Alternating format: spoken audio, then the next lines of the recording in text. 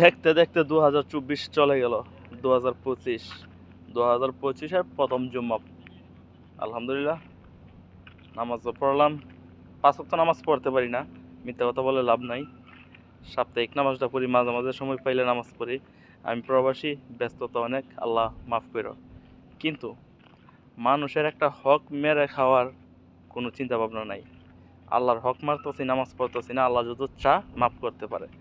কিন্তু আমি যদি কারো হক মাইরা দিই বা কারোর সাথে বিশ্বাসঘাতকতা করি, এটা কখনো আল্লাহ মাফ করবে না।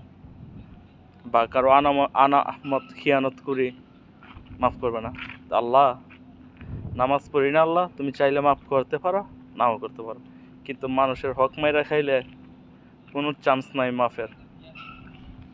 তাই যতদিন বেঁচে আছি, আল্লাহ কারো 1 টাকা হক যেন না খাই, মেরে না খাই, সেই তৌফিক দান করিও।